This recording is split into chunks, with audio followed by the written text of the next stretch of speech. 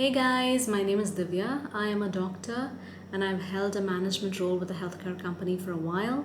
I've been doing a series of videos on my channel to help everybody out in the community get certified with whatever certification exam that they're working on. So this is a wide variety, right? It could be a developer certificate, a management certificate, things I don't even know of, visual communication, finances, etc., etc. Two of the series that I've covered on my channel are SHRM and PMP. There are other certification series that are yet to come, but what I'm doing right now is a generic series on how to study for certification exams. So this runs across the board for everybody. I do hope that my videos are helping you. If they are, please take a moment to subscribe to my channel. It would help me be motivated and produce more videos. Okay guys, so welcome to part 8. Welcome to part 8 of how to study for certification exams. So we've done a whole series up until number 7 on how you should be studying using active recall method, test taking tips.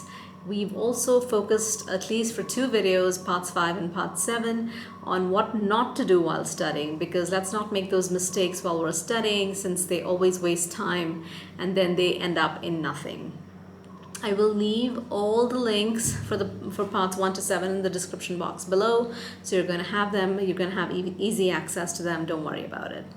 So today guys, after going through all this, how to get started, your application, tips for studying, things you shouldn't be doing, do's and don'ts, goodness, we've covered a lot.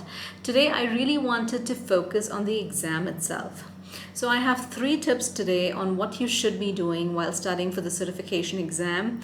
The background, the assumption is that you've already started studying, you're at least 2 to 3 months into this, and you've been diligently following things that are to be followed, including your syllabi, your WhatsApp groups, and questions that are to be taken. Okay, so tip number 1, get to know as much as possible about the exam.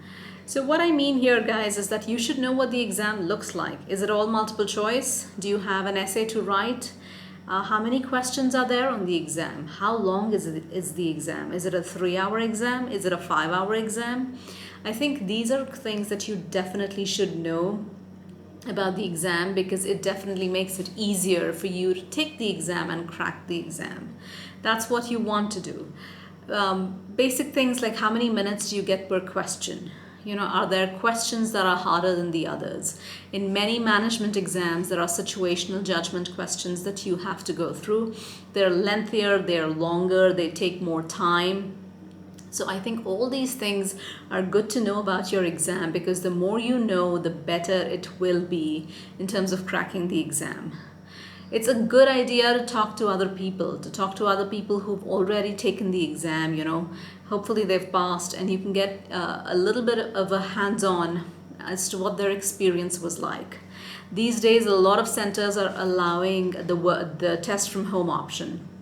So it's good to talk to somebody if they've gone through it, as to whether it would work for you, as to what all was needed. Was the process seamless? Were there lots of jerks and hiccups in between? I think all these things, definitely make you well-versed with the exam and improve your chances for success. So talk to people, read up online, and ensure that you know as much as you possibly can about the exam. Tip number 2. Break during the exam.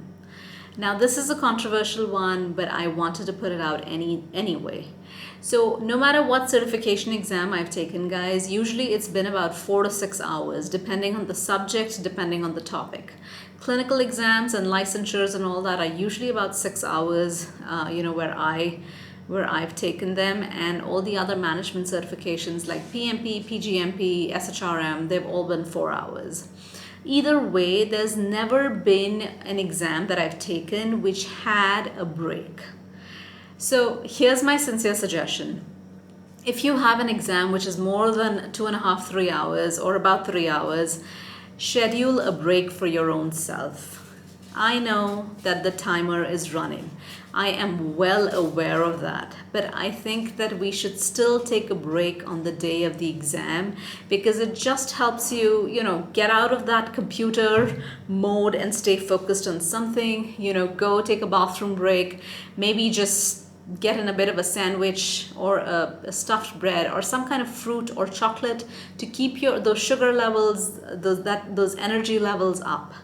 I think it's really, really important.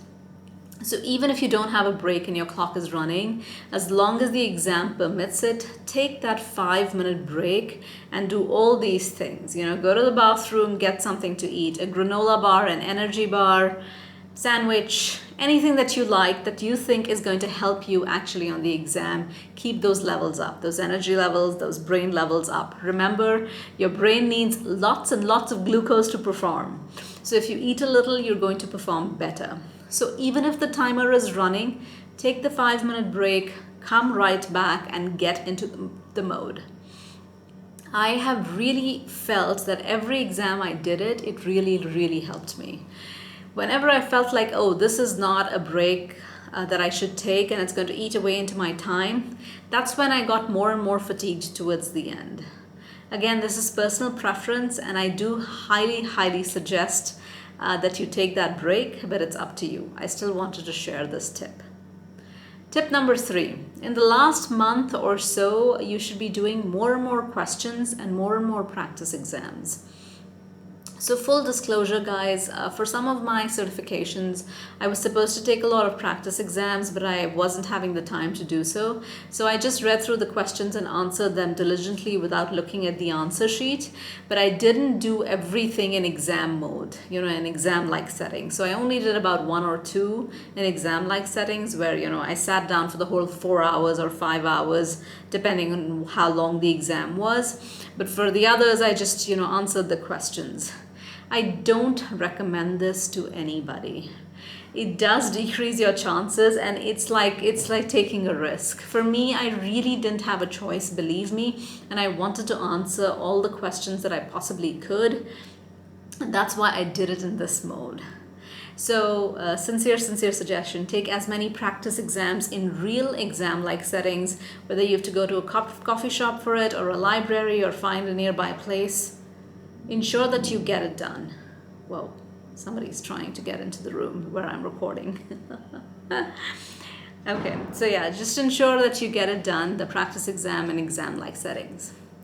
My bonus tip here, guys, whenever I studied for a certification exam, people always come up with one or the other question bank which may or may not be reliable. So this is something that one has to be a good judge of towards the end when you're studying. You do feel you want to do more and more, and you start looking at other question banks which may or may not be reliable sources. Please ensure you only solve questions from reliable sources, because if you're not, you're just hurting yourself. So don't get bogged down and nervous because somebody else shared a question bank that they just came up with. We don't know where it came from. We don't know the source. We don't know the reliability. So focus on your targets right from the get-go and you'll be just fine. So this was it, guys, for today. My 3 tips plus 1 bonus tip. And I do hope that it helped you out. Really, I hope that these videos are helping you. Thank you so much for watching.